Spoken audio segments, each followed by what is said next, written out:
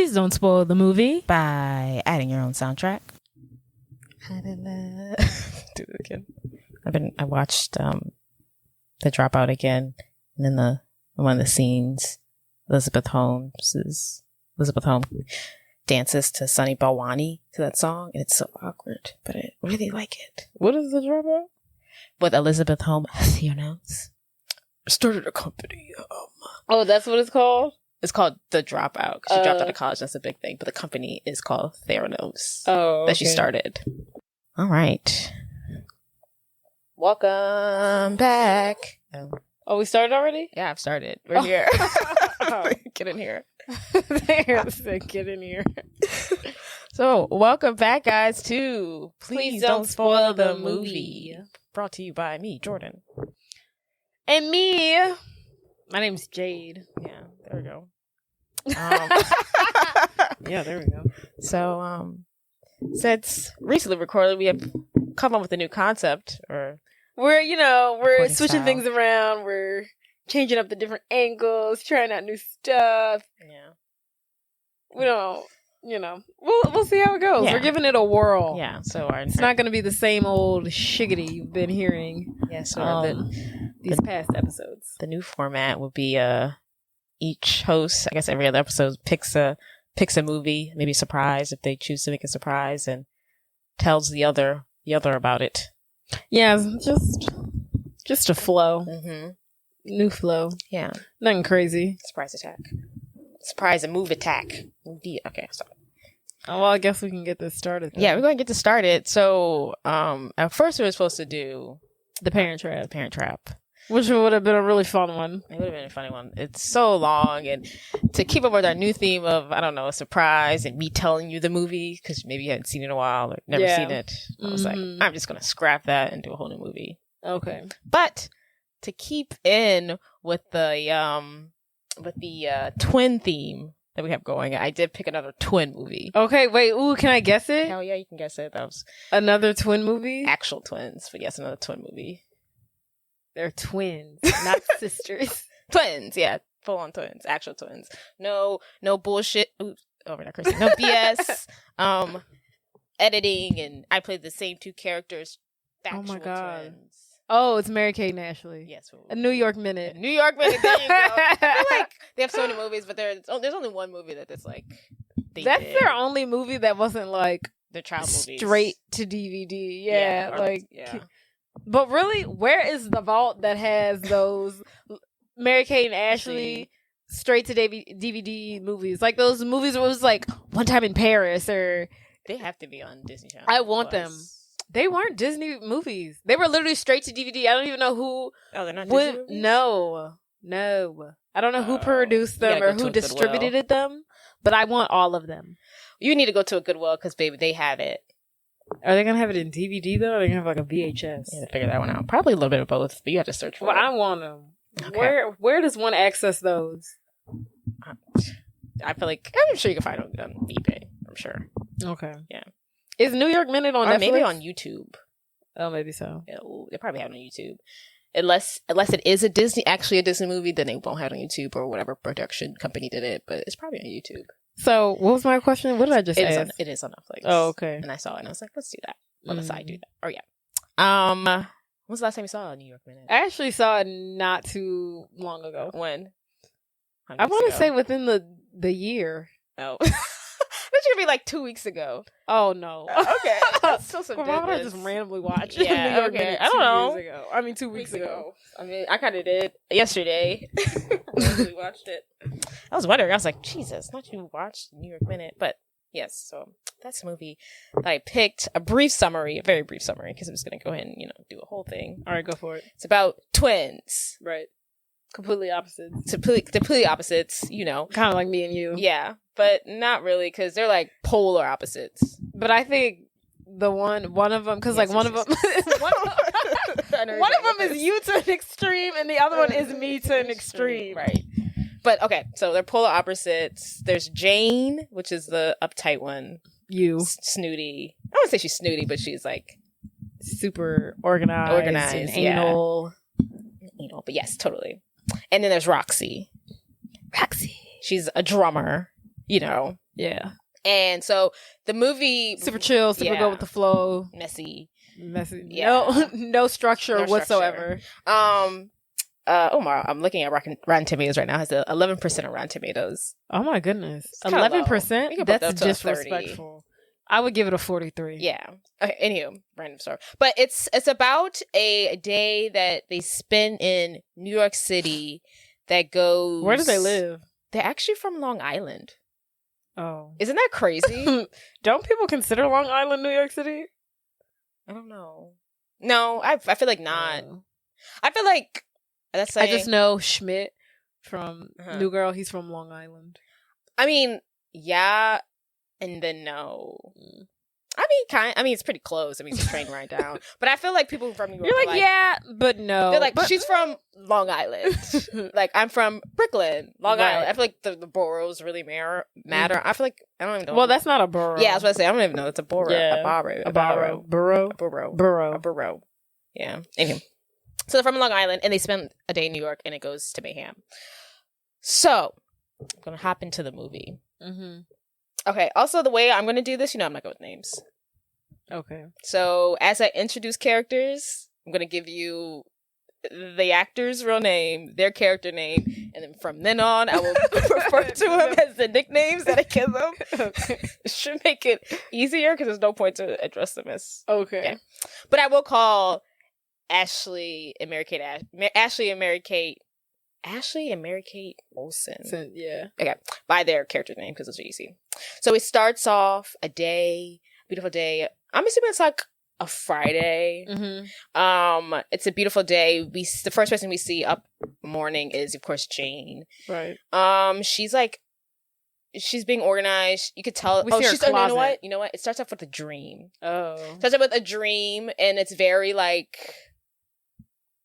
What is it? Bring it on. I was just like an important day. Bring it on. She has to give a speech. She's naked and she wakes up. So, excuse me. Very bring it on. She's dreaming. Anywho, she is, you could tell that she's very put together, particular. I mean, one scene you see her, I don't know if you remember this. She has like, those little seat things you put on public restrooms over the toilet? She has one of those in her freaking bathroom. For her own home. Her own bathroom. That's how OCD she is. That's how much she doesn't trust her sister. I don't her know. Hygiene. And it's so ugly in the bathroom. It's like an actual like thing on the wall. Oh wow. It's so ugly. I'm like, who even installed that? How did she even find that? So she's getting together. She brings her dad his coffee. She's like, and at one point we find like her mom's dead. Her mom's dead? Their mom's dead. Oh, I thought you meant like... What? Oh, like that was the turn of the movie? Yeah, she walks in and we find the mom's murder dead in the room. No. I was like, what? We found out the mom's died forever ago. There's always... One thing about a movie, a parent gonna be dead. Yeah. And you can, like, in the beginning, you can kind of see, like, she's, like, almost acting like the wife, or like that, the Mom 2.0 of the house. Yeah. Right? She's like giving her dad coffee in the morning. She's like tightening his like tie before he goes off to work. Blah blah blah blah. And then we see Roxy. She's like Roxy. Practicing the drums all loud while Jane's trying to study for his speech. She has a freaking pet snake, like an anaconda snake. It's like big as hell. It goes into the shower while Jane is showering and goes in there and she like freaks out, which I thought was kind of weird because I'm like, you've been living the snake for a while. You should be comfortable with it. But it's a huge snake. Right. It's like type of like ends up killing you one day, I assume. Like huge. Oh yeah, that anaconda's probably sizing her up. Yeah, it's like, I mean like the size of my arms but longer. Ugh, disgusting. I don't know why she has a snake that big. Disgusting. And then her dad goes into Roxy's room. He's like, oh, I see you're studying because if you don't get your stuff together, I'm going to send you off to boarding school because she keeps like skipping school. Boarding school? Not boarding school, I'm sorry. Oh, okay, not boarding school, but where do we go to school? Military school? All girl school. Oh, all girl Catholic high school. Oh. She keeps skipping school and classes, which I don't know how people do. Mm-hmm. Seems like a crazy concept to skip school. How do you do that? Girl, I don't know. I mean, that was impossible when we were in high school. But, like, my out-of-town friends, like my Houston friends, they, like Morgan, she was telling me how, like, she almost didn't graduate because she skipped school so much. Like, it just must be easy when you... It just... To me, when you're not in a jail. Oh, which I prefer. I feel like if I miss school, if there was a class that I didn't go to, the school was shutting down. Yeah. They'd be like, where is she? Is she okay? Do we need to call the police? Yeah, if you didn't show up at 7:45 in the morning, they was calling the house. Yeah. They was like, where's she at? Yeah. Girl. Like, if you just didn't show, like, if you were there, like, let's say if you were there all morning and then one class you didn't show up to and they no excuse, they'd be like, huh? Right. But I guess that's easy when you're at a school that has, like, a total of, like, 1,000 You're not doing students. roll call? I guess. But when there's 1,000 students in just the one grade, like, it's easy to one kid's gonna slip through the cracks. Like, it's easy. That sounds crazy. Yeah. Anywho, but she's skipping school so much that her dad's about to send her away to boarding school. I mean, clearly she's a bad student. Right. All that jazz. And then so they're getting ready to start their day. The family, so Roxy, Jan, and the dad, who's played by Dr. Oz. Is it Dr. Oz? Not Dr. Phil. No, not Dr. Phil. Dr. Drew. Dr. Drew. He's the dad. I was looking at that. Not Dr. Drew, an actor? I mean, that's the only thing you did. But I was looking at the cast list, and I was like, why does that name sound familiar? No way. And then I clicked on it. Yes, Dr. Drew. Here, I'll show you his face. That's it. That's him. Oh my goodness! Isn't that so crazy? Isn't that funny? That is absurd. I didn't even realize it. Not him playing a doctor when he a doctor. That is crazy. It's so random. I mean, he's not in the movie much. Still. But they're like all gathered in the kitchen. Jane, of course, is getting ready for her speech that she's about to give. What is the speech for? So later we find out the speech is for her to. So she's going to Columbia in New York to give a speech so that she can get a scholarship, so she can go study in Oxford in London. Oh. So they're seniors? Gotta be, or maybe juniors, but something like that. So she's going to Columbia, but the speech that she's giving is so that she can travel abroad to Oxford. For Oxford. So she's giving a speech at Columbia. Yeah, gotcha. But it's a scholarship program. Oh, cool. Whatever. Dope. But yeah, they must be seniors, because at the end of the movie, so they're seniors. So while that important thing is happening in her life, Roxy has another important thing that she must go to in New York City. It's a concert. It's actually a music video that her favorite band is performing at, and also we find out that she is being told by her band members and her manager that she needs to go there and go to the music video and then give the suits. Not the suits. Like the managers of the bands, the record label producers, guys. Exactly, their demo. The demo. So she's like, for fun and for work. Okay. But of course, so I think, but she can't just. It's a school day, so she can't just skip school. So I'm pretty sure she tells her dad the conflict of skipping school again. Yes, that she is instead going on a field trip, and he signs a little, a waiver. Yeah, but instead she's going to do that, right? And then the dad also can't even, which I think she should have off. If her sister's going to give a speech at Columbia, I think they should just have off and do. I mean, they should all go together, right? Like, why would? Oh, right. If your daughter's giving a speech at Columbia, everybody needs to be there. Yeah, right. Like, why does she even have to go to school? Y'all right. That's so true. Yeah. But I guess I don't even know why, yeah. But anywho, and the dad also... Weird family dynamic issues. Then the dad can't make it because he got called into work last minute. He's a doctor. He was hoping he'd get off and make it there. Mm-hmm. In the end, he doesn't. But he can't come anymore because of that. Mm-hmm. It's upsetting. But, she's a big girl. She'll figure it out. Yeah. So they're off to the train to go to New York. Before they go, Roxy's the driver. Skirt. Before she takes off, there's a man across the street taking pictures of her. Mm-hmm. Which is weird. Right. We soon find who that man is. But anywho, so she's on her way to the train with Roxy because they needed to go to New York City because they have plans, baby. And on their way there, Roxy's like, okay, but I do have to stop at my manager to pick up these CDs so I can give it to these execs. Mm-hmm. And they're like, the suits, yes. So he just gives the CDs, and her manager is actually Osborne, Osborne's son, Jack Osborne. Okay. Which is famous. Yeah, Ozzy Osbourne. Yes, Ozzy Osbourne. Ozzy's son, which is random. My notes. So that happens, and as they're Sharon, that's what I meant to. That's what I was trying to go for. Sharon, he said, Aussie. I was thinking about when he actually bit the head off a bat, right? Yeah, that was his thing. Yeah. Mm-hmm. Disgusting. I'm surprised he's still alive. He doesn't have rabies or Right. had that disease that man from that Bat movie has. That new one that everyone says is so bad. Oh, Morpheus? Morpheus. Is that what's called, Morpheus? Yeah, you're right. No, Morbus. Morbus. I did hear that movie was bad. I want to see it so bad. It didn't. I don't know why it was so bad. Everyone said it's so bad. We're gonna have to watch it. Put it if it was, I need to find it free because I don't want to pay for it so bad. But like, I really want to hate watch it. I'm like, how bad is it? Seems like fun to watch. Is it a Marvel movie? Yes, I believe so. Which is sad because Marvel movies, they're the best. Supposedly. I don't know if it was a DC movie, I'd be like, okay, I get it. Makes sense. Yeah. Okay. So, anywho, the girls run off to go to the train, but just before they leave just in time before this I'm gonna call him. So I'm gonna call him Cop.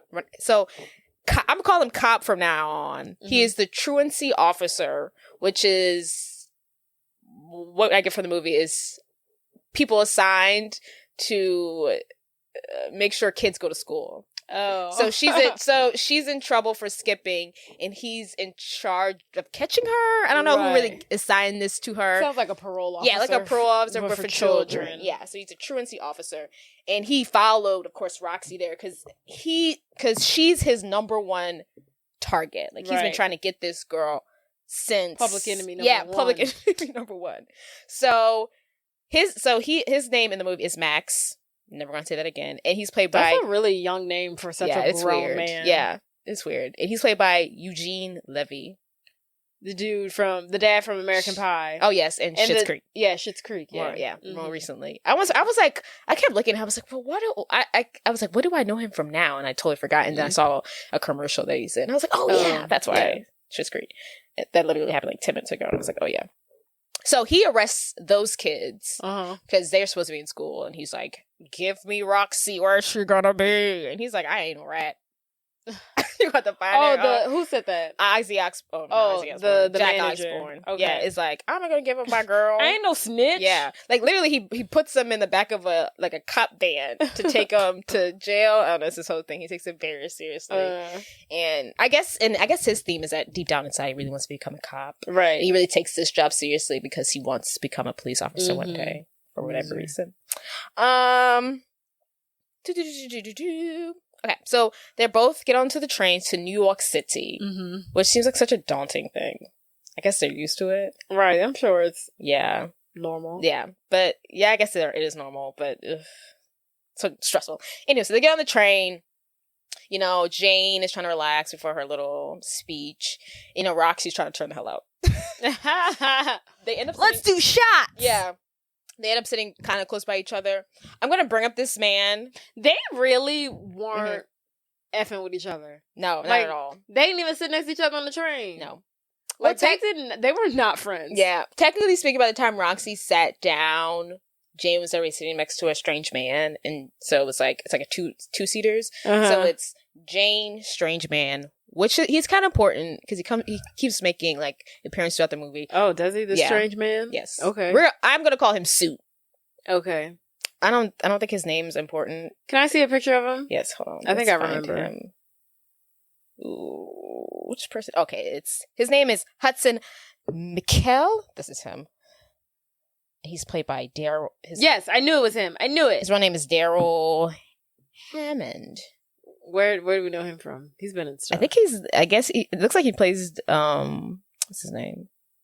He's on Saturday Night Live, and I think he plays, what's that orange man's name? Donald Trump on Saturday Night Live. No. Now? Currently? They're gonna say, what's that orange man's name? Sometime. I think he went off and on. I don't know. He has no big stuff in here. He might have been on an episode of The Office, maybe. I don't know if I'm making that up. Yeah, but he's like one of those faces that you see. Yeah, you know his face. A lot of people in this movie, it's like I can't name a big role, but you know their face. Yeah, I'm sure in Hollywood they're like big, like behind the scenes type people. But this guy, you know his face, you just can't like nothing. He's not like a big actor, but I'm sure he does big stuff in Hollywood. But we're gonna call him Suit. Mm-hmm. So while they're on the train to New York, begins the mayhem. So at one point, they're arguing. They're always arguing about something. I forgot what they're arguing about. Anywho, it's not important. They have many arguments. Mm-hmm. But they end up spilling some drink on Soup Man. It causes a commotion. Not important, but it all full circle with the Soup Man. It all ties back Yeah, in. it all ties back in. So while they're on the train, you need a ticket to get on the train. Which I don't know. I don't know if it's still like this or always like this. But I guess maybe when it's in between places. But whatever. They check the ticket after you get on the train, after the train's already moving. Oh. Yeah. And I know I don't know if they still do that, but I know they used to do it. But in the movie, they also do that too. So the guy with the ticket. Do you remember, on that Christmas movie where the kids are on the train? The animated one? Yeah. Christmas Train Polar movie? Express or whatever? Christmas Train movie. Yes, Polar Express. I've actually never watched Polar Express. Oh, but in it, they have a scene where the guy, after the train takes off, he's like, where your ticket at? And he makes funny things in it. That kind of thing. I don't know why I brought it up. Anywho, so Jane, of course, has her ticket. She's good to go. Roxy, on the other hand, she ain't got no ticket. No ticket. So she's like, I'm going to handle it. I'm going to be fine. Don't worry about me, Jane. Because Jane's like, do you need money to buy a freaking ticket? Right. She's like, I got this. The way she got this, she tries to hide in the bathroom. And she thinks that's going to do something. The ticket man follows her in there. And he's like, where's your ticket? And she's like, ugh. She gets thrown off the train. Okay. And Jane's not worried about it. But, since they're twins, some people might mistake them for being the same person. So the ticket man comes back around. He's like, LOL. Yeah, exactly. He's like, LOL. Think I was born yesterday? Yeah, and she tells him, she's like, oh, you must think I'm my identical sister. And that's who you just saw. He's like, girl, get off the train. He's like, I got a job. Yeah, I got a you job. You making it 10 times harder. Which sucks. I'm like, I feel so bad for her. Like, that is aggravating. Yeah, it's so aggravating. And she has something really important to do. Right. This is her future. Oh, that's so annoying when you really think about it. Like, at this point, your twin sister is a cancer. Like, she's really, she is messing up your life. Pretty much. She's inconveniencing the crap out of you. Yeah, it's messed up. So, anywho, Jane gets kicked off the train as well. And as she's getting kicked off, she meets, his character's name is Jim. He's played by Riley Smith, which you may know him from. Is that the one from? Wait, who makes this one? Jane. Jane meets him. Jane. The uptight one. Yeah.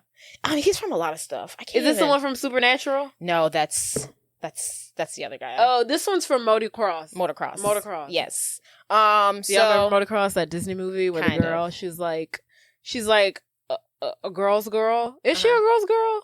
I didn't know. I don't know. She's kind of tomboyish. Yeah. For whatever reason, she shaves off her head. She poses as a boy. And she enters into that dirt bike race. Yes, I forgot she does shave her hair. It's like she's the man. Yeah, but make it dirt bike. Yeah, I vividly remember her. And he's like the guy she's interested in. They look just like those. Yes, they have the same look. Yeah, they have the same look. They have the same look. Yes. So from now on, we're gonna refer to him as Hot Guy Number 1. Oh, Jesus. Hot Guy Number 1 is for Jane. Okay, Jane's guy. Yeah, Jane's guy. Hot Guy Number 1, motocross, if you will. Isn't he like a delivery person?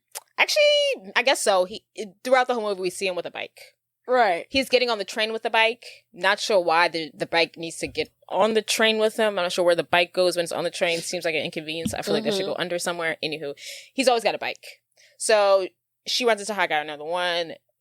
Begins the beginnings of her outfits just getting messed up because he rips her skirt and tears off the first layer and whatever. But they have a nice meet cute. He makes a little cute joke about, "Ooh, I got you out your skirt," type vibe joke. Predator. Yeah, no, it's cute. It's cute. And then so they're kicked off the train, and Jane needs to be somewhere important, so she's trying to see when the next train comes. She sees a schedule. She's like, "It says a train comes in an hour." The guy's like, "No, it comes in 3 hours because the way maintenance works." Oh.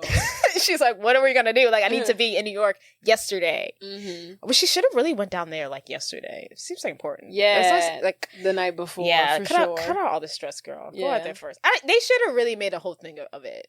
Yeah. The dad needs to be there. The mom needs to be there. The mom is grandparents needed to dead. be there. She should be there in spirit. Because I feel like she didn't show up either. The grandparents needed to be there. Her friends needed to be there. They should have made a big thing about it. The school needed to shut down. Like, she go see probably your doesn't friend. have friends. She's one of those type of girls. I guess not. Probably. You ain't lying. But anywho, so they need a mode of transportation. So Roxy is off to the side texting, not doing anything to help, minding her business. And we kind of see like a exchange of sorts. It's like shady. So there is a guy off to the side watching another guy that's standing by Roxy. They're like catching eye to eye. And then they're like, you could tell they're doing something shady. And then like, you see like cops off in the distance. They're like, freak out. They're like freaking out. Like, oh God, we're about to get busted.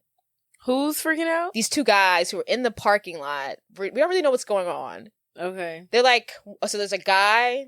I'm going to introduce him as Limo Guy. He is Who guy? Limo Guy. Limo guy. His name in the movie is Benny Bang. And he's played by Andy Richer. Another guy's face that you probably know from a lot of stuff, but I can't think of.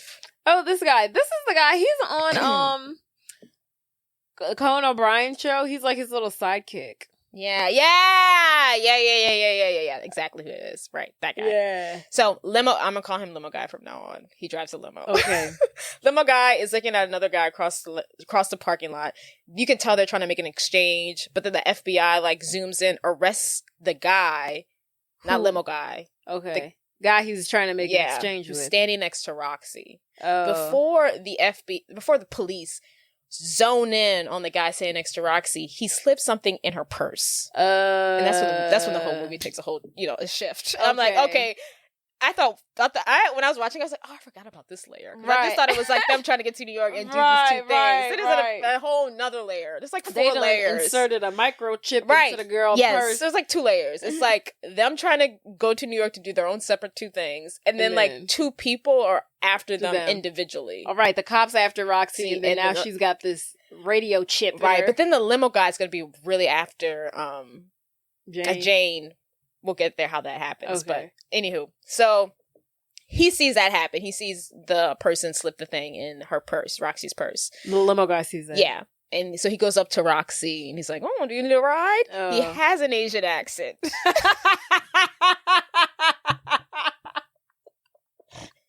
Put that out there now. Did that come out? Were you surprised to hear that? He has an Asian accent. He's doing this Asian accent thing. In a moment, I'll tell you why. But he has this stupid Asian accent that he keeps doing. He's a white man, in case you're wondering. But he offers Roxy a ride, and she's like, kind of standoffish at first. But then, they really need a ride, so she accepts it. She calls her sister over, Jane. Like, let's go to New York. This guy's gonna give us a ride. Right. They don't ask enough questions. They don't seem. They're not enough concerned to me because they say, yes, baby, have you heard of sex trafficking? You needed to ask how much. How much? Yeah. How much it costs to ride in this limo, sir? He's like, a free ride to New York. Like, come on. He offered free? I think so, right? Oh, my God. Maybe he gave an excuse. I don't remember, but anything but no is not an acceptable answer. Correct. Silly girls. Right. So they're in the limo. While she's getting in the limo, he's trying to take her purse because he really wants what's in her bag. I wish he just asked her for it. I wish he'd have got in the car, the limo, halfway there and be like, look, there's something in your bag that I need. I need you to give it to me. If you don't give it to me, I'll drop you up the side of the road. He should have just asked for it. I mean, instead of just trying to kidnap him. Right. Whatever. For the sake of the movie. Yeah. So, right. So they're on their way to New York City. Limo guy, you're following, gets a call from his employer, his mother, which she calls him her number 1 adopted son. Oh, she's Asian. So she's Asian. She's Asian. And yes, so their family's Asian. That's why he has his Asian accent. She also tells him, she said, either speak English or speak Chinese. Stop with the Asian accent. She's like, pick a lane, dude. She's like, even find doesn't your like identity. it. She's like, why do you keep having this Asian accent? You don't have it. That's hilarious. So they get to New York and they're parked out some place. They're trying to figure out where they are. And out of nowhere, he just turns straight creepy. He's like, you guys are going nowhere. You guys are staying here. And then he expects them to like not freak out. I don't know. So they're like scared and they climb out of the sunroof to get away from him. Because he's like, give me your stuff. And they're like running away from him. And how did they get away from him? Oh, yes. So they run away from him. And then they end up in the subway. And then they have a fight scene in the subway. Because Roxy with him? Yes. With the limo guy? Yeah. Because Roxy knows jujitsu. Oh. So they do jujitsu.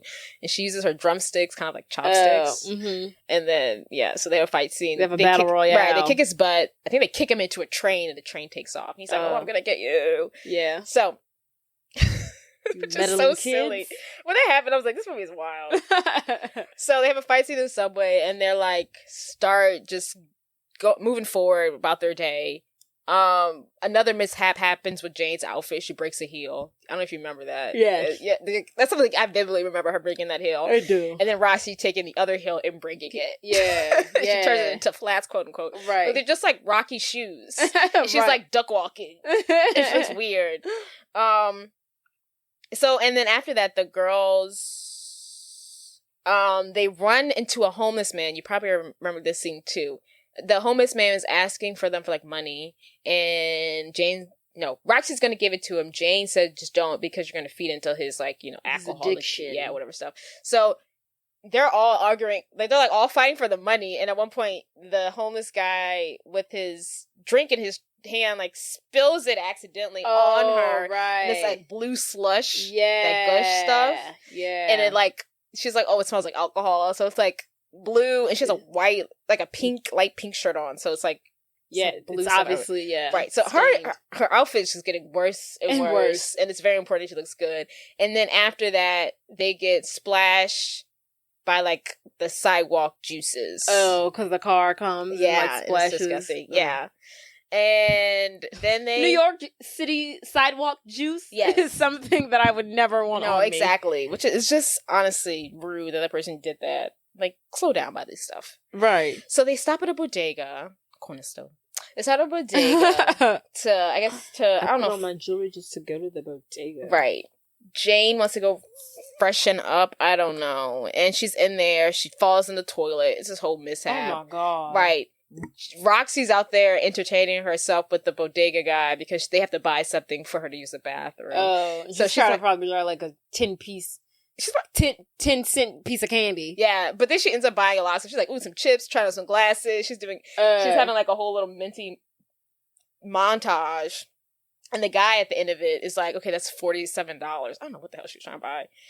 And then Roxy has the money. She's like, Jane, can I have your money, please? Because we need to pay for this. And I'm like, why does Roxy... I guess maybe she had a job, but $47 is a lot of money for a high schooler. Yeah. To just be like slinging out. Right. I'm like, $47, baby. I got $50 for you. That's like half my bank account. You just be throwing away $50. I didn't have $50 for you. Like, what? Excuse me? $50? But I guess her dad is a doctor, so they probably... Why do they both just have loads of money? I don't know what Roxy's not doing. Well, they don't have loads of money. Roxy ain't got no money. That's why she asked her sister for $47. Right, they should, because her dad's a doctor. Oh, I guess. And their mom is dead. Like he should be just life insurance policy should definitely be a good amount. And he should feel guilty about that, and he should be giving them money. Well, he probably does give Roxy money, and she probably blows it all. She probably doesn't have and you know, friggin' Jane already has a 401k in a mutual fund invested. And she stocks and bonds. Exactly. She probably does. We got a short-term bond, long-term bond, and an emergency account. There you go. Probably does. Mm-hmm. But as she's about to pay, because, Roxy doesn't have any money, she realizes that she doesn't have any money either. She also doesn't have her day planner, which has her speech in it, has her money, has her lifeline in it. Girl, where she left the planner? She left it in the frickin' limo. Oh, Lord. So... Now we gotta find... Now we have to figure all this out. The limo, man. So, they, 1, don't have these all-important things that they need to get around New York. 2, she looks like crap. And 3, like, what are we gonna do? Right. So, they decide to, like, okay, let's go clean up, at least. Like, we need to, like... Let's go gather ourselves. Yeah, let's go gather ourselves. Look presentable. Oh, okay, before I go there... So limo guy also like gets another call from his. He goes to see his mom and tell her he lost the chip. Mm-hmm. We find out that this microchip has like all. Did you just say microchip? Microchip. There we go. Excuse me. You said things wrong too. Words are hard. This microchip. She said microchip. Microchip because he's tripping over the micros. This microchip. Yes. This microchip. I'm just keep saying it wrong for the rest of the show. Anyway, has pirated movies and songs on it. Seriously? Yes. Bootleg movies? That's the... So how they make their money is they sell bootleg movies. They give that to the people in Hong Kong, and then they make copies of it and they sell it, and she said they make millions off of it. And this is our business, and we need that Michael Kors. That Michael Kors trip. Yeah, we right need there. it. Yeah. So stop playing, go get it. So this is high stakes for them. So he really needs to get this back, and I'm sure that he has some pressure on as being the number one adopted son, the adopted child. Yeah, number one. Okay, so the girls are, trying to get clean, and Roxy, of course, is leading this charge to sneaking into a hotel room. Oh. So they go up to this fancy hotel. This guy's like, "Do you guys staying here?" And she's like, "Oh, we're here with the band." And he's like, "Oh yeah, okay, go in." Or whatever. So they go up to like what's that fancy hotel in New York? That girl was about to say the Tipton Hotel. Let's see, fancy. It's gonna be the first one that pops up, but don't say what it is. I already know it. The Plaza. The Plaza Hotel. Yes. Ooh. Oh my God! Guess how much a night it is right now? I've never seen something so high at the Plaza. Yeah. Oh my God! Was it like $800? It closed. Higher or lower? A little lower. $700? $777 right now for one night at the Plaza. The Ritz-Carlton, New York Central Park is $865 a night. Oh my God! Is it a regular room? It better be. It's probably like I need it to be. That's not sweet. That's regular. And then hotel rooms in New York are so tiny. Disgusting. They're oh my goodness. I don't really like New York. That's fair. It's not for everybody. I really don't. It's just a lot. There's too a lot much, going and on there. it's so small. One time, you remember how I went to New York in December? Yeah. I was on the subway. There's some crazy stuff that'll happen on the subway. Right. First of all, did you hear about that man who shot 10 people? Craziness. I didn't even know people in New York could have guns. Can I say that? Is that weird? That's a weird thought that you thought people in New York didn't have guns. I don't know. Just don't do stuff like that in New York. They'll be shooting random people. Subways. There's crime everywhere. Yeah, I know. Does New York have mass shootings? Mass shootings? Not that I know of. Is this like not recently. I guess that's considered one. Yeah, definitely. But I feel like they don't really have mass shootings like talking about it. Anyway, but what were you about to say? So, anyway, basically the point of the story was this crazy stuff and crazy people live in New York. Yeah. No, and I was on the subway when I was out there in December. I was getting off on Canal Street, and there's this tiny little, cute little Asian lady, and she had a cart full of live frogs. What? And she was just hustling and bustling. I don't know what her intention were with these live frogs, but it was a crate as big as her. She was so tiny, and the crate was bigger than her, and she was just these frogs. They were toads, and they were all jam packed in a little. I was like, this is the weirdest thing I've ever seen. That is so crazy. She was. I wonder if there's like ingredients for a restaurant. She was saying like we're gonna fry the frog legs. I don't know, Jordan. That seems kind of racist, but maybe. I don't know what intent. I don't know. Do people eat frog? Is that a food? I feel like maybe I don't know if it's definitely a southern thing. Down in frogs. Bum freaking Egypt of Louisiana, they eat frog legs on tea. Maybe so. And like I don't know. I guess what else could you do? What else could you do with frogs besides cook them? I guess she has been trying to cook them frogs. I mean, if she's bringing to the restaurant, they need like fresh frogs. I don't know. I couldn't believe it. I was like, them things is alive. Maybe she just likes frogs. That's her pets. But I don't know why she would keep. If she liked those frogs, she wouldn't keep them like that because that seems like uncomfortable for the frogs. If I had to guess, maybe she has a pond that she plans to like. Maybe she rescued the frogs and she's bringing them to a new home. Maybe so. Yeah, that's what we're gonna go with. It was disgusting though. What if they were like Princess Tiana. And, maybe she's a witch. Maybe she's distributing the frogs to little girls, and for $50 a pop, you can kiss a frog and it'll turn into a prince. Yeah, she's a witch. She's a fairy godmother. She's a witch, and who's ever mean to her on the subway, she turns them into a frogs. And she carries them. Oh my goodness! Yeah, watch out, girl. That actually feels believable for New York City. It does. You want to watch out, girl. Girl. Anywho, I forgot what was that. Okay, so how do we even get to the subway thing? Oh my god, I don't even remember. Because they're going to a hotel. How do we get to the subway? Oh yeah, we're talking about the plaza. And we're like, how much is it how night? New York is. And yeah. Okay, yes. You're like, I don't like it. Yeah, you were like, crazy stuff happens. Anywho, so they have this bright idea to sneak into a hotel. Roxy's, of course, is leading this charge. Mm-hmm. They go up to a random floor, and they watch a lady leave her room. As she's about to get on the elevator, and it closes, Roxy, as the door's closing, the drumstick. She gets that drumstick out, and she catches the door with her drumstick right before it closes, and Roxy goes in. She's like, "Woohoo! Good job, me!" And then Jane's a little like, "Oh, I cannot do this. I cannot do this. I cannot do this." But she sees herself in the mirror. And she's like, "I need to do this," because she looks horrible. She looks horrible. She looks so gross. She's got that blue slush on her. She's wearing white. She has a big important venom. She's got New York City street juice all over her. Ooh, I bet they smell so bad. They have to at least smell like liquor. So they're in there. They go to the bathroom, to start showering, and in there's a dog. Oh, do you remember this dog? That ugly little dog. It's like gray, is hairless, except it has like maybe hair around its neck and its ears or something. Its ears and its legs. Oh, yeah, or its feet or its ankles. Do dogs have ankles? His little ankles. It's a real ugly dog. But I think throughout the movie, we all grow to love it. Do we? We do. It would make. I think that kind of dog would be in a perfect like animated dog in like a Disney princess movie. Yeah. It's like that kind of dog. But if I saw that dog in reality, I would honestly want to kick it. Like, literally get away from me. The dog is hideous. They don't like it. And I think the only reason they hang out with it is because it gets something they need. But anywho. So they're in there showering. Of course, what do people do when they rent a hotel room that they have? They use it. And then someone walks into the hotel room that their mom paid for. And introduces, his name in the movie is Trey Lipton, and he's played by Jared Pacadelic. I have no idea. The dude from Supernatural. Supernatural Sam. Mm-hmm. From now on, we will be referring to him as Hot Boy number 2. Hot guy number 2. And he's also in Gilmore Girls. Yes. What else is he in? House of Wax. Oh, God. You've never seen that. Why'd you even say that? I just know he's in it for whatever reason. Why? That's so weird. You don't like scary movies. I'm surprised you said that. But I feel like that's one of... That's a big movie.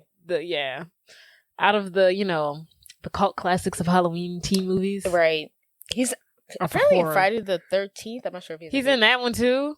It says it on here. I'm not sure if he's a big character in it because I can't remember if he never seen it. But he's in a new show since 2021 called The Walker.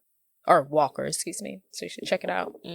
But from now on, we refer to him as Hot Guy number 2. Can we do Hot Guy? He has brown hair, so can we do Hot Guy with brown hair and then Hot Guy with blonde hair? You're really just dead set on number 1 and 2. I guess I haven't pictured out of my mind, but he's for Roxy, right? Yeah, I mean he's the second hot guy we saw. Should be easy. That should be enough for you. Enough to remember. Hot guy number 2 walks into his freaking dream. There's Roxy on the bed with the like robe on, and like she does this like hair flip, and in the movie it's that song, hey baby, hey, girl sing. Hey, you know that song?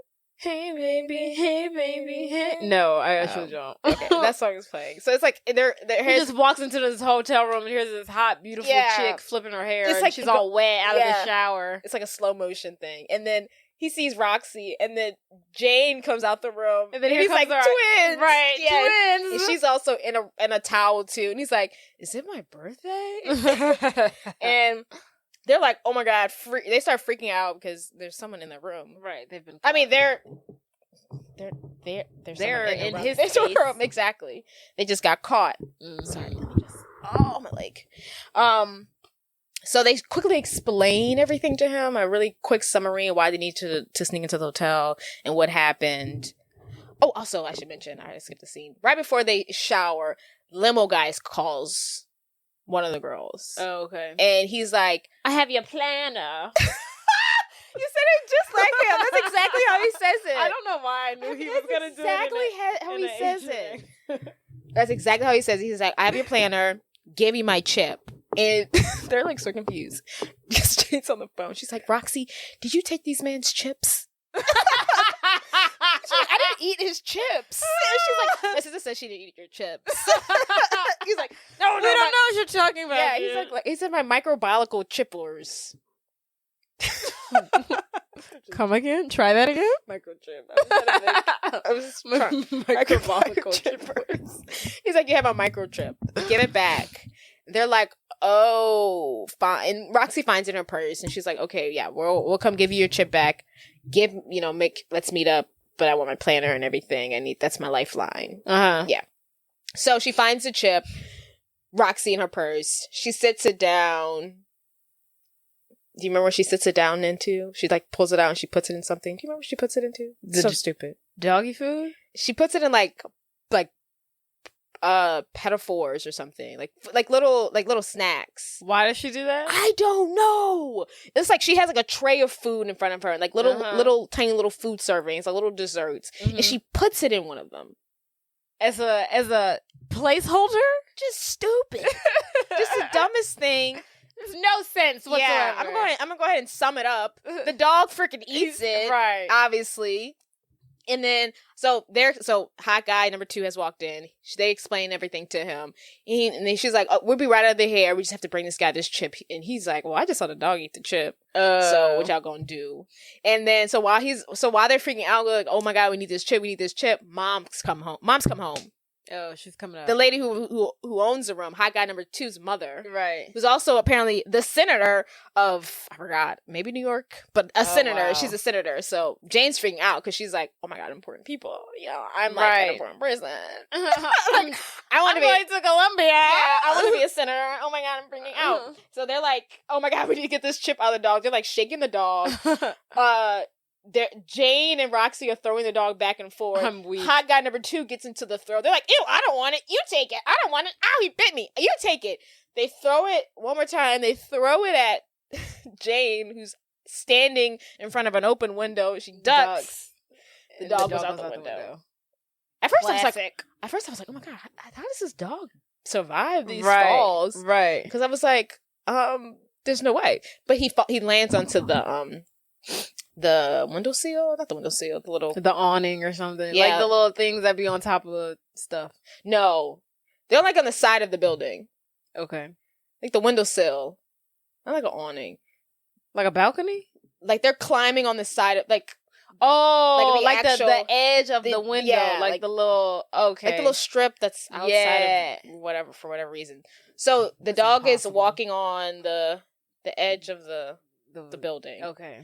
They have to go out there, because Jane's like, "I need this dog," so she's the first one to go out there and like climbs on she's like, "Come back here, doggy." And then Roxy follows her because Mom's coming in and they're in her room. I mean, I guess at that point they could have came up with the little things like, "Oh, your son wanted to have sex with us." I don't know. Yeah, you really could have just been like, "Mom, these are my girlfriends. Yeah, these are my friends. They need a place to shower." Like, okay, you would have looked like little tramps for a moment in time, but who cares? Yeah, there's something better than like going out on a window and possibly dying and have to explain to your dad why your sister's dead. Right. Anywho, so they're climbing out the window. Of course, there's like a little, I forgot what we call them, a little window cleaning little thing. For people who clean the windows, they go for those little things, little square boxes. Mm-hmm. They hop onto that, and it takes them down. And then halfway down, they stop at a window, and guess who's in the window? Suit. We see Suit again. Yeah, he's like freaking out. He's like, he's like them again. Right. We see Suit for a brief moment, and then they go back down to the bottom floor, and they're like, I can't believe you survived Inches before hitting the ground. Yes. I should also mention they're still in towels. Oh, they're still in rows. Yeah, they're still in rows and towels, and they're like, out into the streets of New York, basically half naked. They were going to leave the dog at one point, but they decided to take the dog with them because they need the dog for the chip because she needs to get her stuff back. And I'm surprised he was so willing to let the dog's on. Never mind. Yeah. The dog's just. I was like, why would he let them have the dog? But... No, yeah. No, they ran after the dog. Even the mom comes back in the room. She's like, "Where's my dog?" He's like, "Oh, I took it to the groomer." She's like, "Okay, thank you, baby." So that's the mom's excuse. Because I was like, "What?" I forgot. I was like, "How are they gonna get out of this one?" Right. But so the girls are down there. Jane runs into hot guy number 1 again. Her crush, bike guy. He's on a bike. He's always on a bike. That's his thing. He's got to be like a mailman or something. Or a delivery guy. He's got to be. And it's also very weird. I kind of see how they run into hot guy number 2 all the time. Because while they're upstairs, she also mentions like she's going to this concert. The little Roxy's music video. To the concert, right. And he's going? He's going wherever she going, girl. Because he's like following. He's like trying to find her. So he knows like that's where they go. But bike guy, he's randomly running into Jane all the time. It's fate. It's weird. I give you 1, I give you 2, but they run into each other like 4 times. I'm like, right, New York City. Like, how often do you run into somebody 3 times? Yeah, in New York City? Exactly. So they run off. I don't know why they like were running like they were trying to escape him. Because I'm pretty sure hot guy number 2 could have helped them because he was looking for them. He went downstairs looking for them, but they were like trying to run away. I'm not sure why because it's not like because they're stealing his dog. I guess so. But I feel like he seemed very open to the fact that they were in his hotel room. He seemed very chill about it. Yeah. So I think he would have helped them. But anyway, so they run off and they're like running around. It's like a montage of them running around the streets of New York with their towels. And then we get a little snippet of Bob Saget. R.I.P. I know. He's like, why is he in there? I forgot Full House. Duh. Yeah, but he's like in there. He's like, huh. He's like sees them walking by with the robes. He's like, that's weird. But he's playing himself. Oh, he's playing Bob Saget. He's playing him. Yeah, he's playing Bob Saget as Bob Saget. He's just like, that's strange in New York City. Why are these girls running around naked? I mean, they have a towel on, but But I mean, they're in the movie because Full House. Right. Like, oh, that's so cute. That is adorable. It's all these people making like appearances in their little movie. So what happens? Let's see what happens. So they are.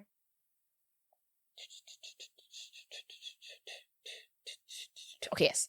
So they are running around New York City naked. They find a guy selling I Heart New York t-shirts. You have this outfit. Isn't he like an underwear or something like that? No. Oh, no. When they buy the clothes. Oh, yeah. They wear like a little red skirt. And they have like a white shirt in red. It says I love New York. Okay. NYC or NY. I Heart NYC. Yeah. And at this point, they're both wearing the outfit. I'm like, ooh, I cannot tell y'all apart anymore. From here on out. Son, those two, like, I feel like other twins in life and in Hollywood, you can tell apart, like, Zach and Cody or Dylan Cole Sprouse. Like, you can look at them and you can easily tell them apart. Those two, never in my life have I ever, even now, like, never in my life have I ever been able to tell them apart. They are so identical, it's crazy. Yeah. Because, like, even with identical twins, there's always just, like, a little something that, like, sets them apart. It's like, oh, she has this, and then she has that, so you can tell them apart. Yeah. Nope. Not with them. Couldn't. Which one's Mary Kate? Which one's Ashley? Don't ask me because I don't know. And then once they start wearing the same outfit, it's over. It's over for me. It was over for me from when they came out the womb. Yeah. They were so identical. So I can only tell them apart when they're characters at this point. But I wonder if they came on set and it's like, I want to play Roxy today. You can play Jane today. Yeah, maybe so. Because I feel like casting wouldn't even know. Right.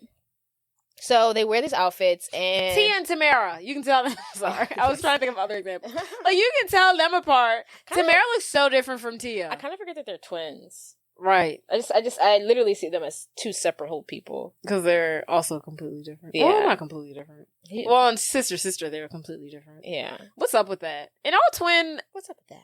Twin-related avenues, they always have to be complete opposite. Like twins in general?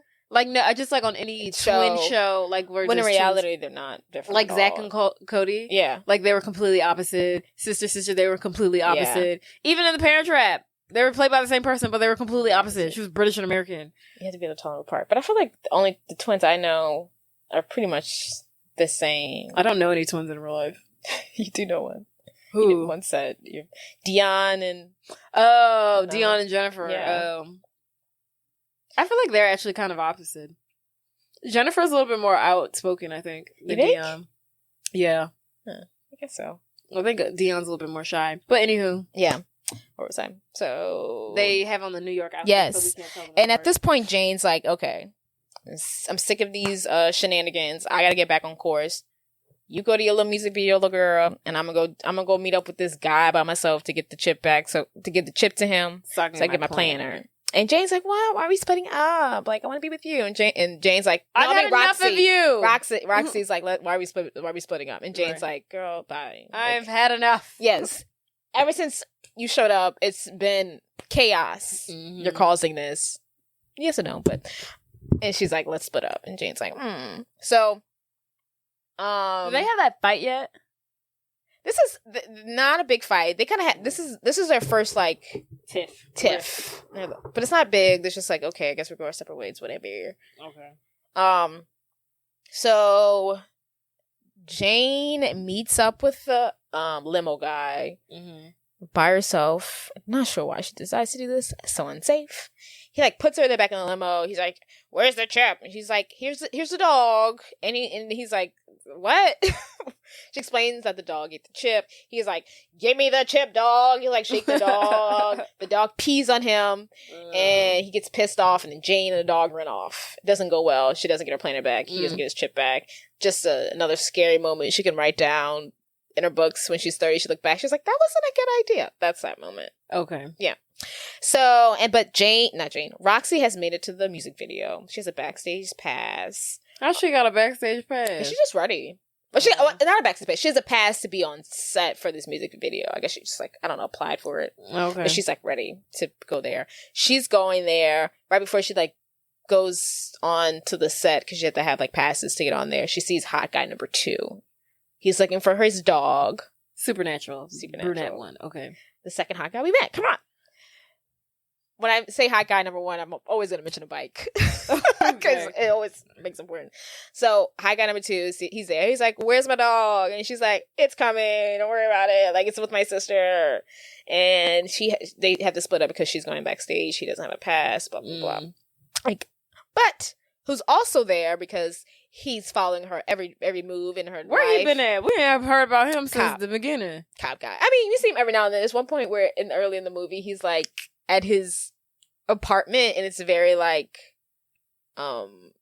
sad. It's sad, but it's very like investigator vibes. Like he's like a private eye. Like he has like pictures of her on the wall, and he's like looking over with a magnifying glass, like, looking over her results and stuff, and like finding her. But they show him every now and again, like, "Oh, I see where you're going." But he finally he's at the music video. He knows she's going to be there. He's in the crowd looking for her. So he's in the crowd. She's in the crowd. The band has started playing. I think they're called Simple Life. I don't know if it's a real band or not. Simple Plan. Is it a real band? I think it is a real band. Yeah, it is a real band. Oh, really? Are they any good? They're in "I'm Just a Kid." I was just about to say, I was like, I'm just a they have a song that I yes. know. I was like, I know this name. Yeah. They're very 2000s. Perfect of the time. But they play their songs. It's like right on brand. Roxy's in the audience. She's having the time of her life, and she's jamming, and then she sees like. So earlier, her manager was like, "You know who the guy you need to talk to get the CD to, because they'll be doing like these old school dances." And I was like, "That's not what you." And I was like, "Y'all are being polite because it's the Wait, what?" The manager is like telling her, "You need to give the CD to You know who the execs are? There'd be the guys with these old school dance moves. And that's how you know who the managers are or whatever. I see. But I'm like, it's the 40-year-old white man in suits at a concert for like 16-year-olds. Obviously. She's like, oh, and she like sees them doing old school. She's like, oh, that's them. I was like, there's a lot of things that she's like, look for the dance. Yeah. And she was like, that's them. And I was like, okay, there was a lot of signs for sure. So she goes to see them. There are a lot of signs. Yeah. She goes to see them on stage and she's like, hey. Sorry. She makes it seem so easy. She's like, hey, I'm in a band. Here's our demo. And they're like, oh, I like the cover art. We'll give it a go. And she's like, it's like very like smiles. And that's the end of the interaction. She makes it seem so easy. They're like, oh yeah, we're going to listen to it. And that was that. And she was like, yay, I did it. Success. Yeah. Success. That was easy. Because it was easy. I was like, wait, that was literally it? That was the exchange of the giving her demo to these people. It was like literally 5 seconds. They were like, totally, dude, we're going to listen to it. But soon after this high that she's having, boom, the cop right behind her. He's there. He's like, oh, I've been looking for you, girl. You're under, I don't even know what his jurisdiction is. Like, can he arrest her? You're under juvie. Yeah. Can he want to arrest her? I guess it's not state lines, but can you be traveling minors around cities and what, you gonna put her in the back of your car? Right. What? Creeper. There's a lot. The men in these movies are very creepy. Like, underliningly doing very creepy stuff, and they just like, their behaviors are very questionable. Yeah, it's like, you just can't do that. Maybe he will turn her into the authorities. Maybe he'll take her. But who goes to jail for skipping school? So yeah, what is the end game here? I feel like once you catch her, okay, now what? She gets expelled. I don't know. Right. The dad gets fined. I don't even know. Like, what? Like, dude, get a life, man.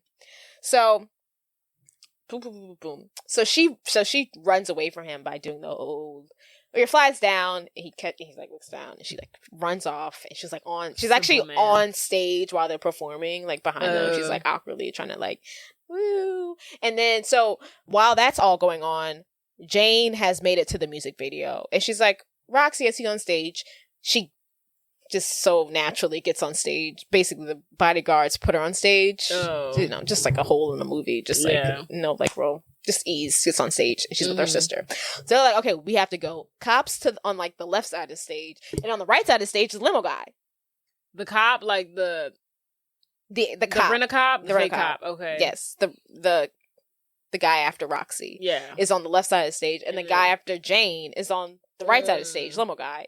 So they're like, oh crap, how are we gonna get out of the situation? They crowd surf, man. Roxy's like, follow me. She like takes her hand. I was like, woo, we're jumping to the crowd. So they crowd surf out of there, man. The cop tries to do the same thing. Of course, doesn't work. Yeah, of course, drop him. But the girls escape. And while outside, hot guy number 2 is still looking for his love of his life, Roxy, because he's not letting go. He's like really following her. And limo guy so happens, I don't know if I wonder why he's interested in Roxy and not Jane. They look the exact same. Right. I don't know. I guess that was the first one he saw was Roxy. For love at first sight, you know? It's a vibe thing. Yeah, it's a vibe. So I don't know why he was talking about Roxy or like how he said his name, but limo guy knows that hot guy number 2 is looking for Roxy. And he's like, oh, I know where your friend is. Come with me. So, but like, we know he's trying to like steal him or like use him as leverage. He steals him. So while limo guy lies and takes hot guy number 2, the girls are running off, and the cop is fresh on their tail. They're like running through the streets of New York, and he's like right behind them. And they're like, okay, we have to like get away from him. There's a tent right there. Let's hop in that tent. So when they hop in the tent, it's actually just covering a manhole. So they fall inside of a manhole, which it leads them to the sewer or the tunnels of New York City. Oh my god. While they're in there. So like literally in the tunnels. This is just the twins in the tunnel? Yes. Okay. Like in like the sewer, like underneath New York City. They're under the ground. Yeah, underground. They're out there with the rats. Yeah. So while they're down there to make the thought. Jane's grossed out there. She's like, we're in the sewer. And then Roxy, positive vibes, is like, well, that sign says, look, we're in a water main instead. We're not actually in the sewage pipes. And I'm like, I don't know if that's better. I would be freaked out. Are they not alligators? The rats are down there regardless. To me, alligators are in there. Right? I don't know. No. Huh? I guess it's like a myth, but I believe it. Like there's alligators in the tunnels. All it takes is one person to take a baby alligator and put it in the sewer and see what happens. This girl thinking the Teenage Ninja Turtles. No, down there. Even worse. Not fun. Not fun. Ninja Turtles. Gross. Actual ones that would eat you. Yeah. Leonardo down there. Yes. So while they're down there, Roxy's like, actually, I'm having a fun time. Like, I'm really excited to hang out with you. Like, we never. like I'm really like positive. Heart to heart moment. Yeah, she's like being real positive. She's like, we never get to hang out anymore. This is so much fun. You're always busy. Blah blah blah blah. Jane's like, like I guess. But yeah, Jane's not really seeing the positive vibes of things, but Roxy is. You can tell like she really misses her sister, but yeah. So they're like, I guess like down there's like little numbers that tell you like where the tunnel, the next manhole goes up to. So they see a sign that says they're at I don't know, whatever street needs to be on, 76th Street. Right. She's like, oh, I got you to Columbia. I got you 10 blocks off for Columbia. We're almost there. So they take it up. And I'm just going to assume they're take what up? The manhole. Oh. The ladder up from the manhole. Okay. Because they think they're close to Columbia. So they take it up. Girl, they in Harlem. Girl, they in the Bronx. Girl, y'all in the hood. Like, right. You in the hood now, baby. So they take it up. And she's like, no, we're 76th Street North, not South, or whatever the compass takes you. So they're in the opposite direction of what they need to be, but they're in the hood. And they're like, oh, what are we going to do now? So they climb out of the sewage hole and the manhole, and lo and behold, who's right on their tail? Cop guy. Because he talked to one of the sewage people, and he was like, where does this tunnel take people? And God tells him, he's like, it's gonna take you that way, because that's how that goes. So they see him out, so they like scurry into, I think the not the restaurant, the shop was called Bling. So they take it, they're in there, and they look gross again because they have like sewage all over them, right? And the shop owner and they like walk in there like, oops, sorry, wrong store. And the shop owner was like, no, you guys can't exit leaving my shop looking like that. She tells her son to take him to the back. Take him to the back. Deshaun, take him to the back. Something like that, right. So, right before they like go to the back, Jane looks at the time and has a panic attack and has a mental breakdown. And they start. What time the speech for? I guess in like 2 hours. I don't know, something like that. And they start. Do you remember they start singing the "Itsy Bitsy Spider Go Up the"? They all like do it as a down splash. To like calm her down. Apparently that calms her down. So they all do that as a shop thing. And then they tell the shop owner their sob story, how she needs to be somewhere, blah blah blah. And the shop owner takes pity on them. And then they have a fashion montage. Outfit after outfit after outfit after outfit. It's like hood outfits. They serve, it's camp. They're serving looks. They don't know what to do with. The girls are like, ooh, what is this? But they look. Said it's camp. It's camp. Ghetto camp. It was given. It was given. Hood camp. Some of them I'm like, okay, this is a lot. And some of these are like, okay, that's cute. I think they may have their like acrylic nails done. If I stand corrected, I could be wrong. Girl, but they were like, they did the press on acrylics. Yes, they had the big hair. Did the disco looks. Even the dog got a makeover, girl. And they were like doing some like dances, and I was like, oh my god, y'all are so stiff. Y'all can't dance. So rhythmless. Yes, I'm sure. So eventually they decide on an outfit. And it's a little crazy, but it's not too crazy. It's all right. And before they leave, they actually do like a little, not like a bend and snap, but kind of like a little leg dip. And I was like, okay, they're trying to be like, bring it on. They just like always take little things. Yeah. So they're ready to go. They leave the shop, and cop guys found them again. And he sees them. He's like, freeze! A cop, officer, whatever. And all the black people in the area, they put their hands up. And then he says something. He's like, oh, you're not even a real cop. And they all like continue walking. But they tell the shop owner, like, oh, that guy's after us. We gotta go. Can we have a ride? Do you know a cab somewhere? And she's like, oh, my son's a cab driver. Do you know a cab somewhere? You're in New York. I don't know. Something like that. They were like, we need a ride. And she offers her son. He's like, oh, he's a cab driver. He'll take y'all. But he's on the phone. He's like, I'm busy, Ma.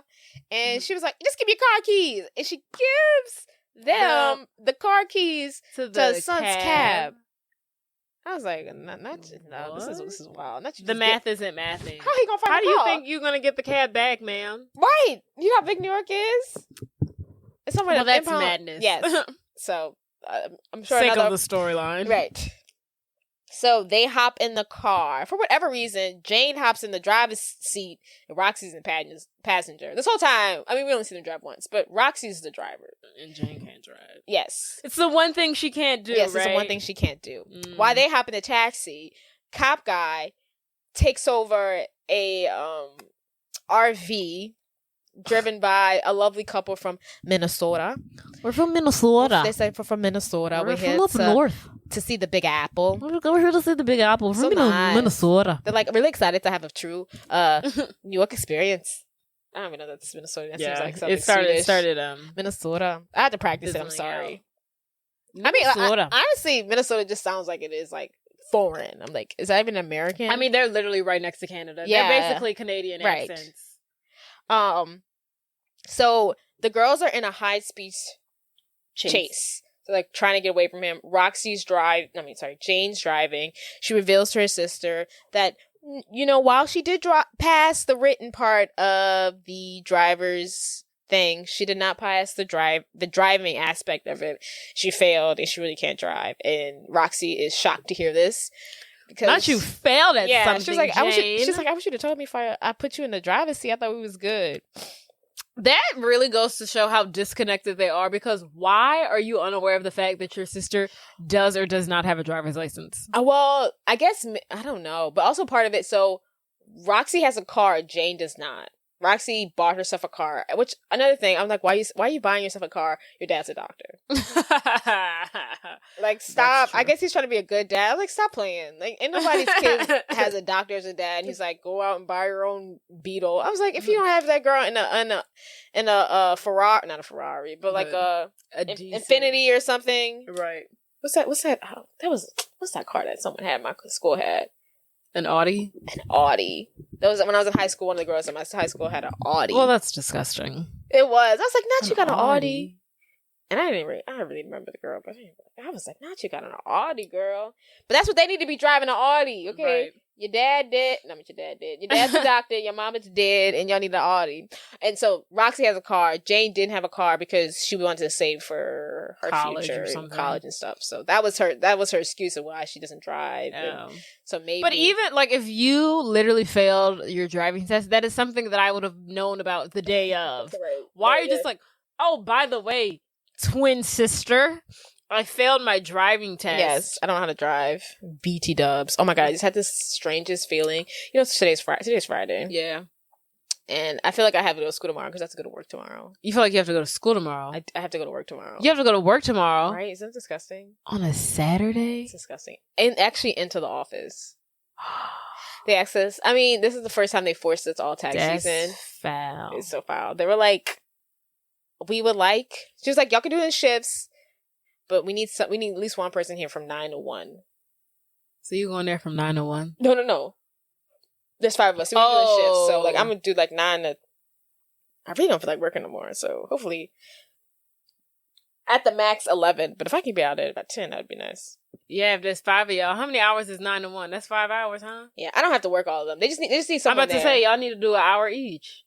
Yeah, we could, but I don't know if we got it figured out like that. Maybe you come on a Saturday. Jordan is a tax accountant, and the tax deadline, as some of you may know, is April 15th. Well, really Monday. Yeah. So that's why she got to come in and work on a Saturday. Yeah. Ooh, that's crazy. Anywho, but yeah. Anywho, what I forgot where it was. I had a glimpse of like, because I saw the time and I was like, I have to go to work tomorrow. It's 10 o'clock. Okay. Wow. So yeah, she's failed her driving test. They're on the run. They're in a taxi. Someone mistakes them for a real taxi. Guess who it is? Okay. Oh, Suit. Suit hops in the car and he's like, not you guys again. Mm-hmm. He can't get out because, you know, the light has turned green. They have to go because right. Cop guy and his RV and his couple of the Minnesotas are right behind them, and they have to get going. Mm-hmm. So they're driving, they're swerving, they're maneuvering. Mm-hmm. She's driving crazy. Suit guy in the back is like, oh my God, I just want to survive this. Jane comes with this brilliant idea to back into like this alley where the taxi can fit, but the limo gets not the limo. Oh, the RV gets stuck, and it gets stuck there. And then Roxy's happy because she's evaded the cop again. They make eyes, and she's like, "Ha ha ha! You'll never catch me. Never catch me. Catch me if you can." Right. Also, I forgot to mention this earlier when they were at the bodega, because Roxy she's on top of her skipping school stuff. Like, she's got it figured out. She's like Ferris Bueller style. Oh, that's what I also wanted to mention. That this is very Ferris Bueller. Oh yeah, it is. Because like in their movie, the principal is like trying to hunt down Ferris Bueller and prove that they're a bad guy. I wonder if this is Ferris Bueller inspired. I feel like a lot of stuff. I'm just like, oh, that reminds me of this. Oh, that reminds me of that. Mm-hmm. But so he called her dad on the house phone and like left the message like, your so-and-so daughter's missing, blah blah blah. Roxy's ahead of the game. She's already deleted it from the voicemail. She's like, not today, boy. Because they both know who each other are. Yeah. So she knows him. She knows who he is, and right? Because yeah. Gotcha. Because this is not her first run around the block.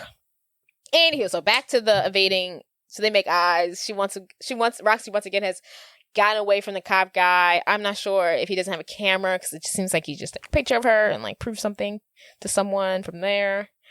So they find a parking spot in New York City, the end of their thing, and they get off the car and they get into a fight. Roxy's like, I'm sick of this. No, Jane's like, I'm sick of this, blah, blah, blah. So it basically all goes back to the death of their mother. Right. Jane feels basically that since their mom died, she kind of... So Roxy says, since mom died, you think you're the mom now. You think you could... Right. You're so important. Jane's like, well, I had to be. Someone had to step up. Yeah, someone had to step up. And it's like, someone had to step up. You're a bum.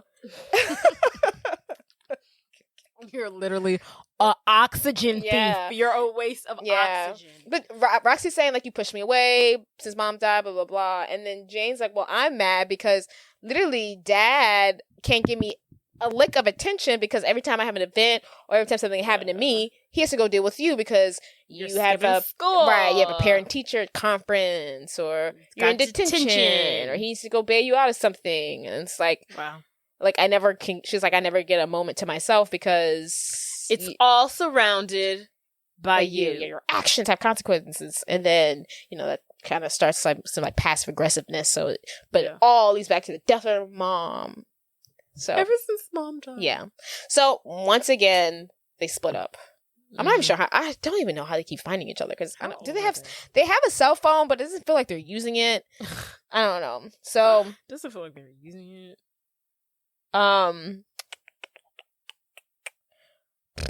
Okay, so I don't know if Jane goes to seek out the limo guy again or if they just run into each other, but for whatever reason she finds the limo guy again and she like goes up to him to talk to him for whatever reason. Like literally last time it didn't go well. Why are you trying to talk to him now again? He's like, haha, puts her into... she's like, ha ha ha ha. He's like, let's talk. He's like, no, we're not talking. He puts her into a dirty clothes bin, real Annie style. You know what I'm talking about? Like it's the Hard Knock Life. Yeah, industrial size waste basket for clothes bin. He like throws it in there. Why does he have access to that?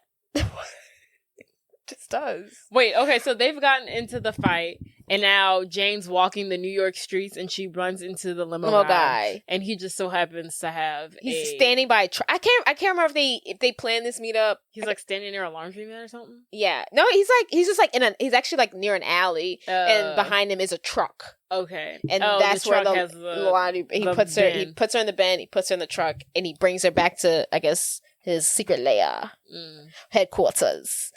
And then at one point, so he brings it back to headquarters. He's trying to get the chip out of the dog. He's like interrogating the dog, like, give me that chip back, dog. Like the dog. He's like, eat this and then poop. The dog's not cooperating. Jane is locked in this little room and she sees all these movies and these movies and these CDs that haven't come out yet, and she's like, oh, these haven't come out yet, and she like realizes like, oh, they're like these are like pirated movies, and they're like piracy. Yeah, she's like, oh, they're bad guys, and that's why they need the chip, because they need to create these movies. That is like the lowest level of a crime. Like a crime. Yes. Like it's so crazy. Yes, so like, low level. Can y'all at least be like stealing like identities or something? Right. Like It's Social so funny. security numbers. Y'all are literally doing what every black man in the struggling community has ever done, and sell illegal DVDs. You know what I mean? Literally. You know what I mean? People have come into a movie theater with a Camera. camcorder and just set their elbows up and just recorded. And Right, you might not even be selling it. You might just do it because you want it to take it home to show your family. Literally every dude on the corner has sold pirated DVDs. Yeah, it's not that deep. Right. It's an old trade. It's a lost trade, but it was popular at one point. Yeah, people aren't really doing bootlegs like they used to anymore. Right. And I think at you know what happens? I don't know. At one point, limo guy calls her. It must have been Jane, who's like, "I have your boyfriend," and she's like, "I don't have a boyfriend."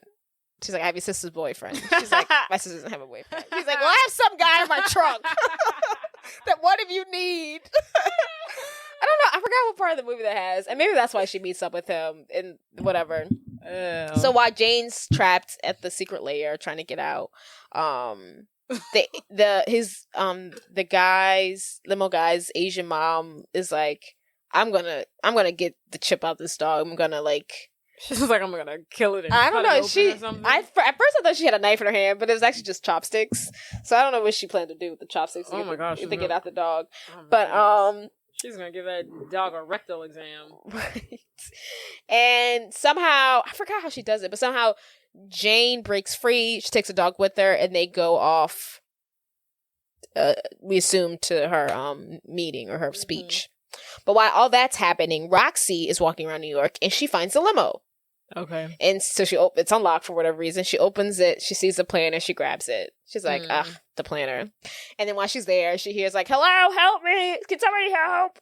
Coming from the truck. So she opens the trunk, and lo and behold, hot guy number 2's in the trunk. And she's like, what's going on? How'd you get in here? And he's like, oh, I'm happy to see you. Whatever.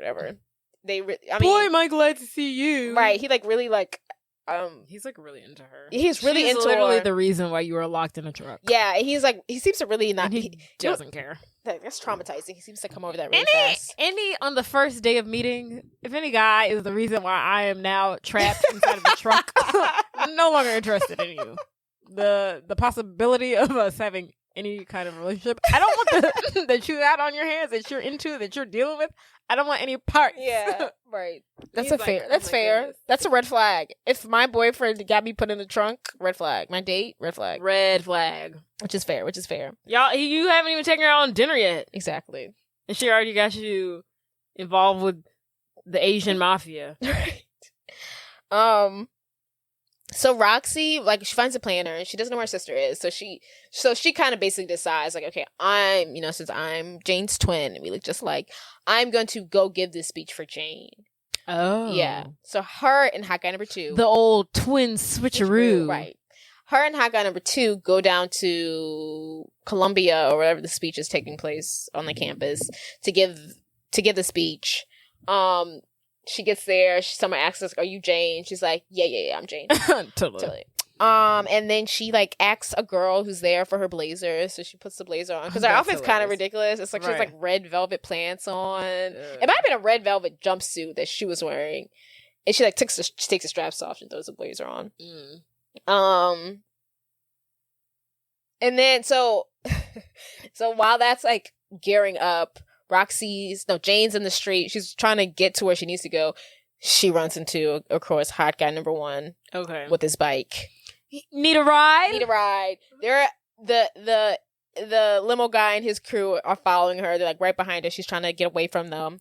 She hops on the back of his bike. They're zooming around New York City. This part I didn't understand. I was like, why was it necessary? They're like trying to turn down the street, and when do they have that? We must have missed the part when they had this fight. And she's like, you're moving 3,000 miles away. It has to have happened already. Yeah. I feel like that was yeah. that should have been She was like, I'm moving 3 hours away because I want to go away. because from I you. literally hate you. Yeah, she's like, why are you moving? Yeah, so far. And I think she was also like, I think she also mentions like, you didn't even invite me. Oh. Yeah, she was like, you're having this big speech. You didn't even mention it to me. I think, and that's how she got into the fact she was like, well, because you were going to make it about you. I wanted a day for myself, and I didn't want to invite you. So this is when they were having the mom fight. Yeah. Okay. And it was all that. And she was like, that's why I'm moving 3,000 miles away because I literally want to be rid of you. Yes. You're toxic. Yeah. Yes. Get away from me. Yeah. She's like, I'm tired of my life revolving around you. I need my own thing. You're not the sun. You're not the sun. Right. So Jane is back with Bike Guy. They're riding around New York, trying to get away from everything, get into the speech thing. They turn down a street, and it's so funny. There's like bumper to bumper car. Remind you, he's on a bike. He's like, oh, it's gridlock.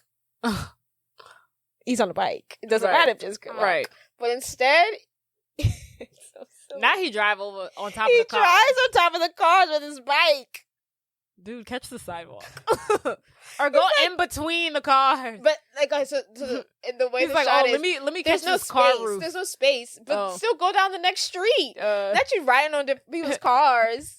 I just thought it was so funny. They're like, oh, it's gridlock, and they show like the cars like all close to each other. I was like, why'd y'all throw that in there? they just wanted to have an ad element. Yeah, a little added element. Yeah, a little cool action bike scene. I thought it was so funny. So Roxy is up for her speech. She opens the planner and doesn't see any of Jane's notes in there. And she's like, oh, great. Mm-hmm. And then she looks at the judges, and guess who's one of the judges?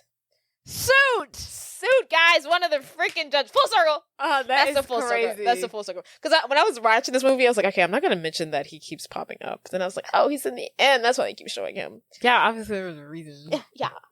I don't know. I just thought he was the guy they keep annoying. Yeah, he's one of the judges. And she sees him. She's like, let me walk off. He's like, wait, no, come back. Do your little speech, little girl. He's like, I would love to hear it. Not so fast, honey. Yeah. So she's like, dang. Okay, she opens it.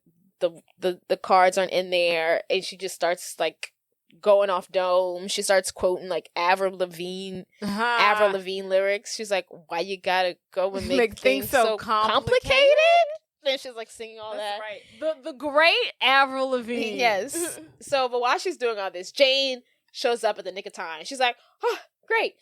Can the real Jane please stand up?" And like she like calls. Can the real Slim Shady please stand up? She calls Jane to come down. While that's a little before that, but while that's happening, hot guy number 2 is in the audience because he came with Roxy. He was waiting for the speech to happen. He looks over. There's someone in between him and someone else. He looks over. It's his mom, and he's like, "She's a judge." I don't know if maybe she was a panelist, but she wasn't sitting up there with them, so I don't really know, but she was there for that. So he's like, why are you here, Mom? She's like, I'm on the board or something like that. That's why I'm here. Why are you here?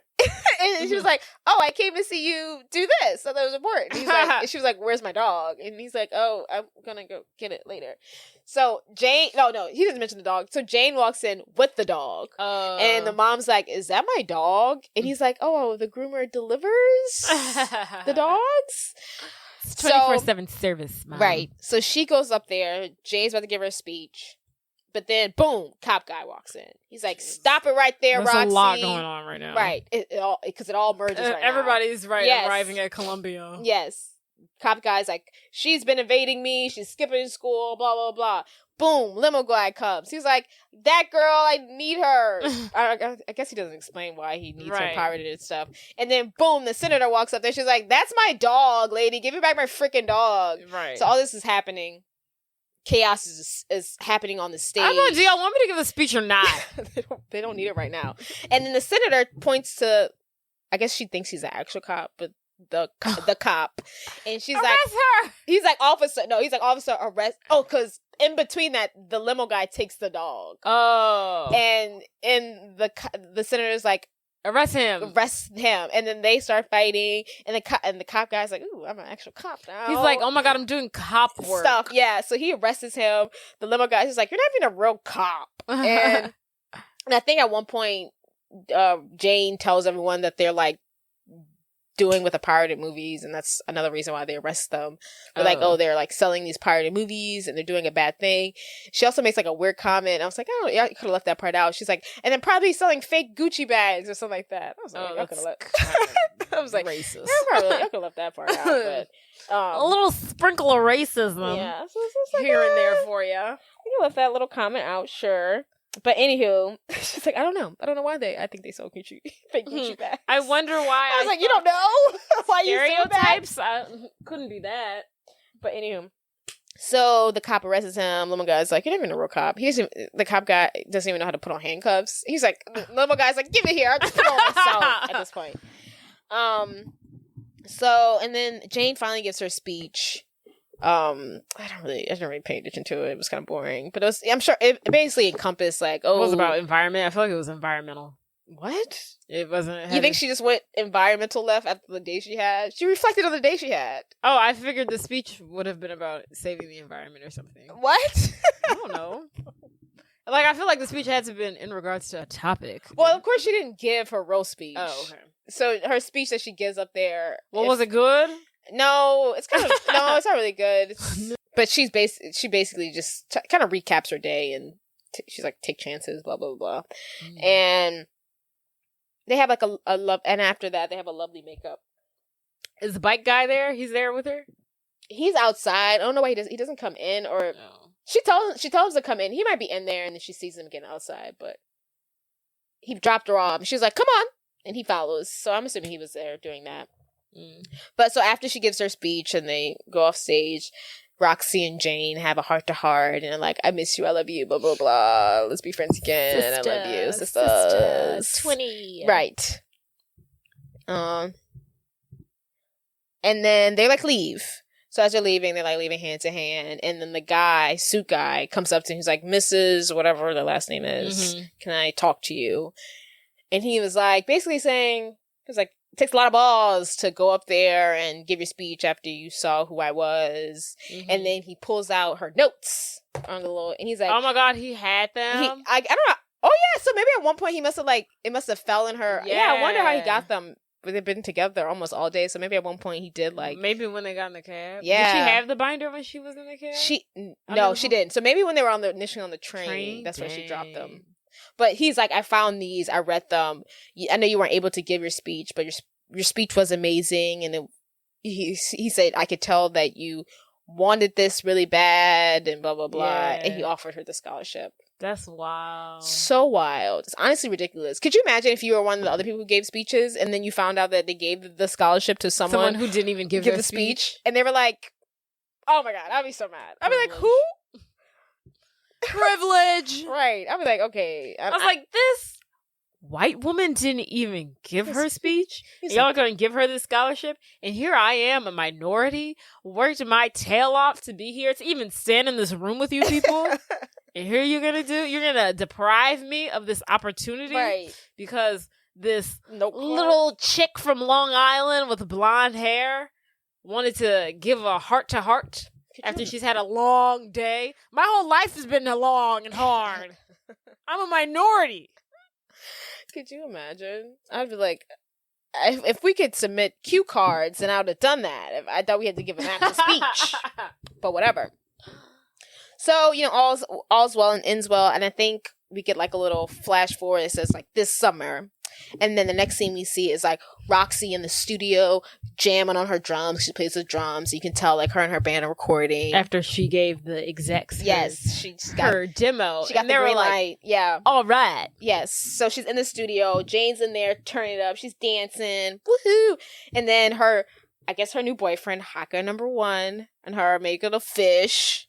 Okay. And he walks in and she's like, have you had time to think about, because she's still going to Oxford and London, and she's like, have you had time to think about if you're going to come visit me this summer, or like while I'm in school and all that? And he's like, honestly, I can't. It's not in the cards. The bike route is just so important to me. Yes, right now. But he's like, I've got so many deliveries. Right. He's like, I'm just joking. I'm actually transferring there. To London. I'm transferring to Oxford University. I don't know. One of the most prestigious colleges. Right. It might just be in the area, but he's like, he's going to London. He's transferring to London. I was like, you guys are like 18. Right. I mean, I guess it's London. I guess there's opportunities for everyone together or not together, but dude. That's whoa. high key. Can you imagine? That's high key impossible. Like, if I was dating somebody and he was going to London, be like, oh yeah, let me... The amount of work that you probably have to go through to, like, transfer to another university in another country. The money. Like, he's a bike rider. Her dad's a doctor. And her sister's a up-and-coming musician. Yeah. No, you can't afford it. You ride a bike. Yes, there's no way he was going there. And then off to the side, we see hot guy number 2. Mm-hmm. He's there giving suggestions to the manager. He's like, I had this great this music video idea for Roxy. And Osborne guy, he's like, shut up. Basically, he's like, don't give ideas. And just stand there and look pretty. Yeah. And then he mentions, he's like, okay, yeah. Hot guy number 2 is like, yeah, I guess I should be happy that I'm touring with you guys in London this summer. He's like, yeah. So clearly, everyone, the whole party, they're all going to London. They're all coupled up. They're all going to London. The sister's going to spend the rest of their life together. Isn't that cute? What a plot. How y'all all end up in London again? London, out of all places. Right. London. And then we also, right before the movie ends, we get another Parents Trap cop. And this time he's actually a cop. He's dressed in a cop uniform. Oh, wow. And he comes... rags to riches. Right. He comes joking like, there's a car out there. Her Beetle is like, you're parked illegally. And he's like, just kidding. Can I get an autograph, though? But they're in the studio. They're rocking out. And they have a happy ending. And all's well and is well, man. Wow. Brava to the Olsen twins. Yes. You know, while you were talking, I did a little Googling. Uh-huh. This was their second film that was released in theaters. Can you name the first one? You probably can't name it. It's literally... Oh, wait! Oh, don't tell me. I was about to say. Oh, you're literally not going to be able to guess. You said... Wait, what were you about to say? It's too far down in the vault of your brain. What are you about to say? I was going to name the movie. Oh, don't name it. It's like a child movie? Like this when they're children? Mm-hmm. Is it when are they a witch? Are they witches? No. I'll give you a hint. I'm not going to tell you the name because you're not going to guess the name. Uh-huh. But it's literally The Parent Trap. It's literally The Parent Trap. The plot to that movie is literally The Parent Trap. Tell me what it is then. Don't tell you the name of it? Tell me. It Takes Two. It Takes Two. So what that movie's about, it's literally the plot to The Parent Trap. They're at camp and everything. They don't know they're twins or something. The dad is dating a chick who they don't like. And then they want the dad to date the camp counselor or the camp director. Let me unlock a memory. Where is it? Where is these images? Oh, yep, I remember. You remember? Yeah, that's actually that photo. This photo right here is the photo I think about them a lot. Which one? Just like them sitting by their heads close by each other. They're both wearing those overalls. Really? I've never seen that photo ever. I think about that photo when I think about them. Well, that was their first film. This is the scene I think about, like right here, and they're like screaming. That scene maybe, yeah. Yeah, just like that photo, just these outfits. Yeah, that's funny. Oh yeah, I kind of remember it. So it is based off the Parent Trap. The storyline is similar to the 1981 novel. We don't know what that is. And the 1961 film, The Parent Trap. This one has an 8%. See, coincidentally, The Parent Trap would be remade 3 years later in 1998. Oh, they did it before the new Parent Trap. Mm-hmm. Oh, wow. I didn't realize after they did it. Oh, wait, so they were ahead of the game. They were. Good for them. They probably motivated some people. It's like, let's redo the Parent Trap. I'm sure it was already in the works. Maybe. This movie has an 8% rating. It Takes Two? Yeah. But 81% of people like this movie. You really, why do they be... What do you expect from a movie where there's, 10-year-olds as the stars? You can't expect, an Oscar film. Why are you giving it an 8%? This is a children's film. I don't know what are you expecting? Reading Rotten Tomatoes, but that's how they be tripping. Mm-hmm. Well, anywho.